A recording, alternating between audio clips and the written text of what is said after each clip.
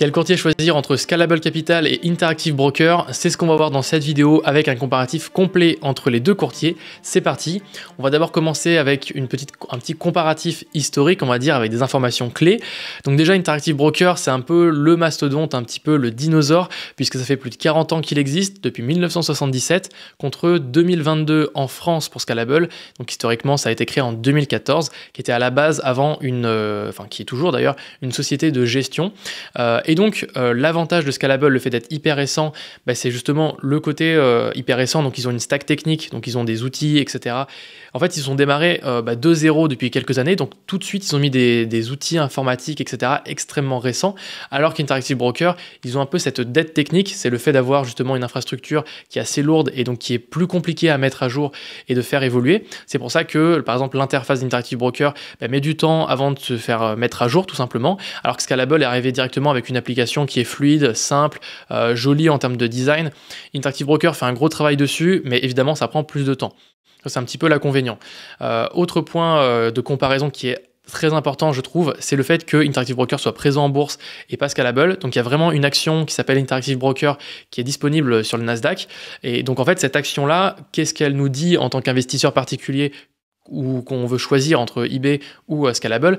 Eh bien en fait c'est que Interactive Broker, comme c'est une entreprise qui est publique, comme elle est publiée sur le Nasdaq, comme c'est une entreprise qui est disponible en bourse, elle a une obligation de publier des rapports annuels de ses revenus, de ses dépenses, de ses dettes, et donc comme ça on connaît la solidité financière de l'entreprise. Donc comme ça elle n'a rien à cacher, et on peut savoir si elle est en bonne santé financièrement ou pas. Et donc ça c'est un point extrêmement important pour justement un courtier, parce que comme ça on peut savoir si nos titres sont bien protégés, etc. Interactive Broker, donc c'est un peu le dinosaure, comme je vous l'ai dit. Il a vécu donc plusieurs crises. Donc ça c'est aussi un truc qui peut être très rassurant. En termes de devises et en termes d'exposition par rapport au monde, clairement eBay c'est le plus important, puisque Scalable est connecté qu'à deux places boursières qui sont allemandes, qui sont Xetra et Getix, et donc le fait que ce sont deux places boursières allemandes avec une devise qui est en euros, ça veut dire qu'on ne peut investir que en euros, donc on ne peut acheter que des actions avec des euros, donc ça veut dire qu'on peut acheter des actions Tesla mais que en euros, on ne peut pas acheter sur la place de New York des actions. Et donc si on veut acheter sur la place de New York des actions, donc avec le New York Stock Exchange ou Nasdaq par exemple, eh bien il faudra passer sur Interactive Broker qui lui du coup a 24 devises disponibles, donc on peut acheter déjà plein de devises, donc on peut faire du trading sur des devises si on le souhaite, mais on est aussi connecté à plus de 150 places boursières, donc en fait c'est grâce à ça qu'on a le plus grand choix d'actions, d'options, de produits chez Interactive Broker. Et il faut savoir aussi que ce courtier est disponible dans plus de 200 pays. Ça veut dire que si aujourd'hui vous êtes résident fiscal français et que vous souhaitez changer de pays, vous souhaitez aller à Singapour, vous souhaitez aller à n'importe quel autre pays, changer de résidence fiscale, eh bien il n'y a aucun souci, vous pourrez garder votre compte titre, alors qu'avec Scalable, il est disponible que dans seulement 4 pays pour le moment.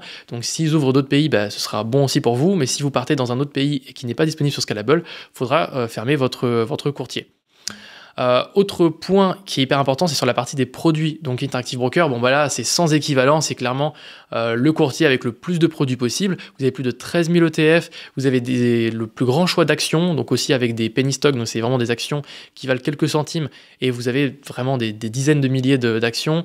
Vous avez plein d'options, vous avez des obligations, vous pouvez faire du trading de Forex, donc c'est-à-dire les devises, euros, dollars, yens, etc. Vous aurez aussi des produits dérivés, donc faire de l'effet de levier sur vos produits. Ça on va pas forcément rentrer dans le détail. Si aujourd'hui vous allez simplement investir en bourse, finalement tout ce qui vous importe c'est les actions et les ETF, et peut-être même les cryptos si ça vous intéresse. Sur Interactive Broker, j'ai fait une vidéo qui vous explique comment investir sur les cryptos, que je vous mettrai en description de cette vidéo. C'est possible, mais c'est un petit peu compliqué dans certaines conditions et il y a différentes alternatives. Bref, je vous mettrai cette vidéo en description. Alors que Scalable, l'avantage c'est qu'on a quand même déjà 1700 ETF, donc clairement on a déjà beaucoup de choix, c'est moins que 13 000, mais je vous assure que c'est quand même vraiment énorme d'en avoir 1700. Les actions, pareil, on n'a pas autant d'actions que Interactive Broker, mais par contre on a vraiment la plupart des actions basiques, c'est-à-dire McDonald's, Snapchat, Facebook, Twitter, enfin bref, toutes les entreprises basiques finalement qu'on pourrait vouloir investir, dans lesquelles on voudrait investir, on les aura. Mais si vous souhaitez vérifier en détail, n'hésitez pas à vérifier que vos actions sont présentes sur GetX ou sur Xetra pour voir si vous avez ces actions-là que vous pourriez avoir dans Scalable. Par contre, on n'aura pas donc les obligations, les produits, et du coup les forex. Et par contre, ce qui est cool, c'est que Scalable intègre nativement le fait d'acheter des crypto-monnaies avec des ETP. Donc les ETP, c'est un truc assez particulier. Pareil, je vous redirige vers la vidéo que j'ai faite sur Interactive Broker qui explique ce qu'est un ETP. Mais en tout cas, vous n'allez pas acheter directement une crypto, vous allez acheter comme une sorte d'ETF pour les cryptos. Ensuite, autre point, mais vraiment très, comment dire, clivant entre eBay et Scalable, ça va être en termes de fonctionnalité. Donc c'est là où vous allez vraiment faire votre choix. En termes d'effet de levier, déjà, si vous savez que vous voulez faire du trading, vous voulez faire de l'effet de levier, bon, ben, partez pas sur Scalable, c'est pas disponible. Par contre, eBay, vous allez avoir le plus de choix possible, donc faites plutôt ça. Sur eBay, vous avez les fractions d'actions, donc ça c'est génial, vous pouvez acheter par exemple 100 $ d'actions Amazon, même si l'action coûte 1000 $ par exemple. Ensuite, vous avez Scalable qui vous permet d'acheter des actions fractionnées, mais pour le moment que dans le cadre des plans programmés, je vais y revenir. Sur eBay, on ne peut pas comment dire, alimenter notre compte avec des prélèvements SEPA. Donc ça c'est un peu dommage, on est obligé de faire un virement bancaire, donc c'est un peu moins connecté. Alors Scalable, ce qui est cool, c'est que vous pouvez faire un dépôt par virement SEPA, donc classique, et un prélèvement SEPA.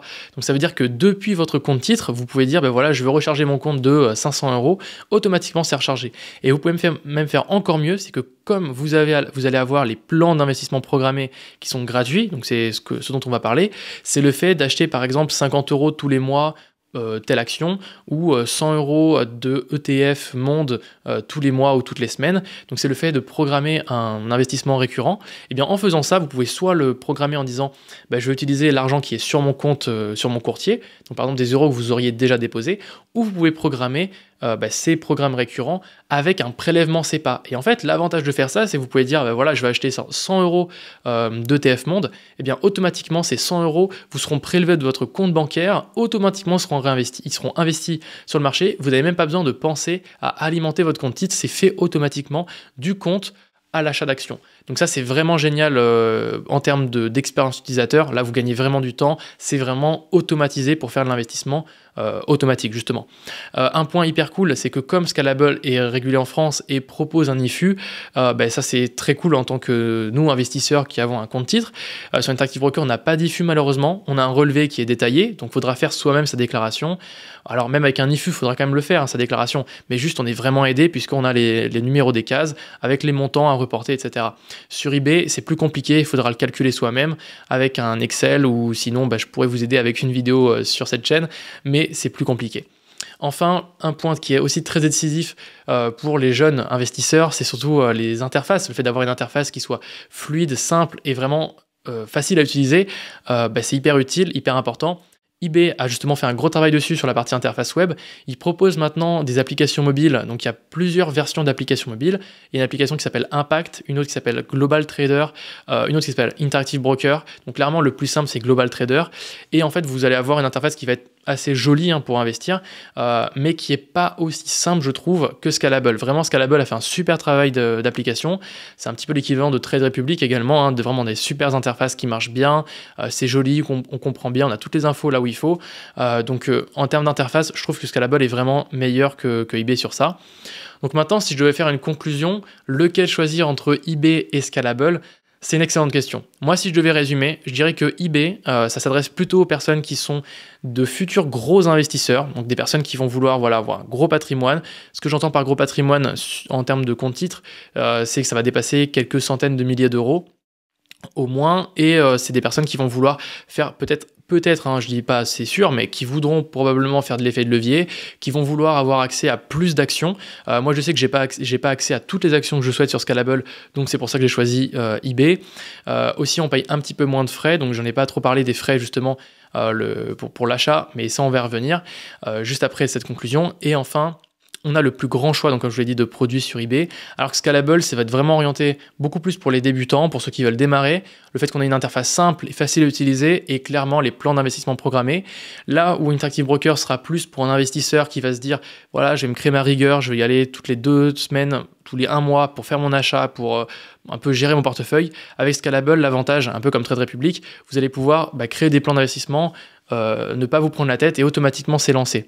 Alors on a rapidement parlé, je crois, des tarifications. Je crois que je ne l'ai même pas mentionné justement, mais on va en parler rapidement. Quand vous allez aller sur justement, alors ici, Scalable, donc sur Interactive Broker, c'est très simple prix, c'est simplement 1 $ par ordre d'achat ou de vente, et vous pouvez même réduire ces frais-là. Alors pour réduire ces frais, je vous ai mis en description de cette vidéo un petit bonus que vous mettez juste votre email, et moi je vous explique comment réduire vos frais de 1 $ à quasiment 35 centimes par achat. Et si vous voulez investir sur Scalable, eh bien c'est très simple, vous avez différents plans. Alors la tarification est un peu complexe sur Scalable. Ce qu'il faut comprendre, c'est que si vous choisissez le truc basique, c'est-à-dire ne pas payer d'abonnement, donc c'est-à-dire le plan gratuit, vous allez payer 1 € par transaction, donc 99 centimes. Et si vous faites des plans d'investissement programmés, ça va être totalement gratuit. Donc moi, ce que je vous conseille de toute manière, c'est que si vous achetez sur Scalable, de faire que des plans d'investissement programmés, parce que comme ça, c'est gratuit. Vous allez pouvoir acheter des cryptos, vous allez pouvoir acheter des actions, vous allez pouvoir acheter des ETF gratuitement. Donc voilà, moi c'est un peu mes petits conseils justement sur Scalable. Donc pourquoi choisir l'un plutôt qu'un autre? Je pense qu'Interactive Broker, c'est vraiment pour les plus gros investisseurs. Scalable, c'est plutôt pour les débutants et ceux qui veulent automatiser leurs finances. Et voilà mon avis final sur les deux courtiers. J'espère que cette vidéo vous aura plu. Si vous avez des questions à propos de ces deux courtiers-là ou autre chose, mettez-les-moi en commentaire et je vous dis à très bientôt. C'était Axel.